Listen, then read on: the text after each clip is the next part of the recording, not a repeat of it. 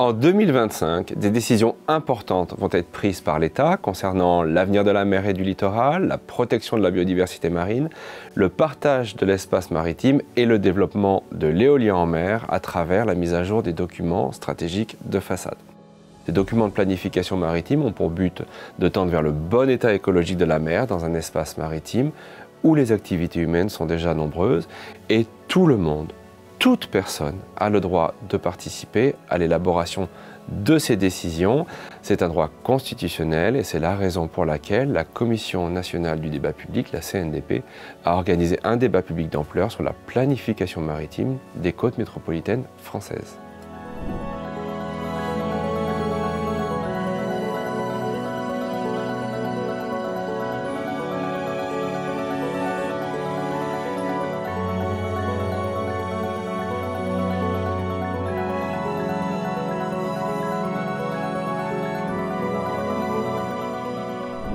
Ce débat national a eu lieu du 20 novembre 2023 au 26 avril 2024. Tout le long du littoral, mais aussi dans d'autres villes comme Paris ou Lyon, ainsi qu'en ligne.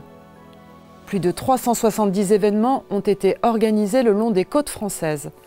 Des ateliers cartographiques, des apéritifs scientifiques, des croisières débats, du théâtre forum, des débats mobiles, des assemblées citoyennes. De nombreux partenariats ont aussi été organisés, notamment pour permettre au public dit éloigné d'être informé, de pouvoir participer et de partager leur avis. Plus de 21 000 personnes ont été présentes à ces événements et les équipes du débat public ont reçu plus de 20 000 contributions écrites. Pour la première fois, dans ce débat unique à bien des égards, tous les sujets liés à la mer ont été mis sur la table. Il y avait bien sûr la planification de 50 parcs d'éoliennes à horizon 2050, mais aussi toutes les questions autour de la biodiversité marine, de la pollution et du partage des activités humaines.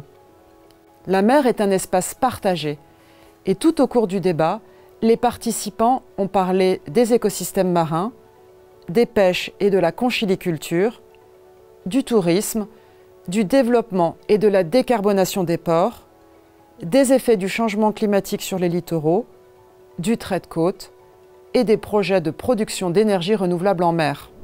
Ce qui est super intéressant dans ce genre de débat, c'est qu'on est avec des personnes qui, comme nous, connaissent pas, on n'est pas experts dans le sujet, mais on nous écoute, on peut expliquer nos points de vue, on peut débattre, et donc on apprend plein de choses et en même temps on sent qu'on est écouté et que notre parole elle va remonter et qu'elle va servir à quelque chose.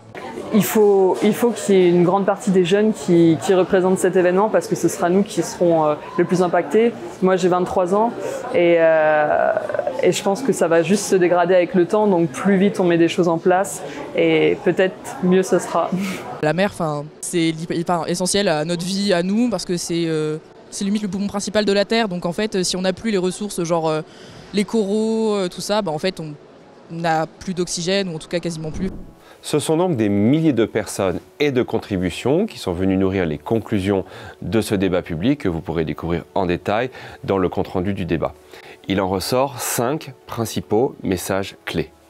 Le premier de ces messages clés concerne l'information et la connaissance scientifique et la connaissance de terrain. La mer reste un espace mal connu et le public fait souvent le constat d'un manque de connaissances ou d'accès à l'information utile pour pouvoir se prononcer sur les enjeux de la mer, que cela concerne les impacts cumulés des activités humaines ou l'état des lieux de certaines de ces activités, comme la pêche par exemple.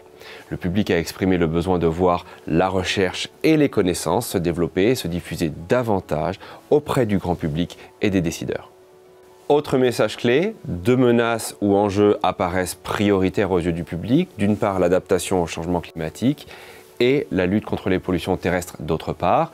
La nécessité de s'adapter au changement climatique se manifeste par exemple avec l'évolution du trait de côte, préoccupation sur toutes les façades maritimes françaises.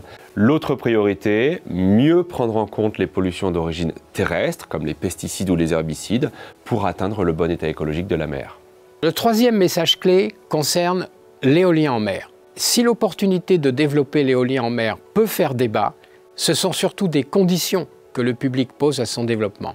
Oui à l'éolien en mer, mais à condition notamment de préserver la pêche côtière, de préserver les écosystèmes marins, mais aussi de préserver les paysages pour les publics riverains du littoral.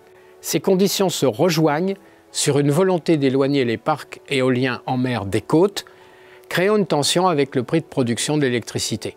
Quel serait le coût de l'éloignement des parcs?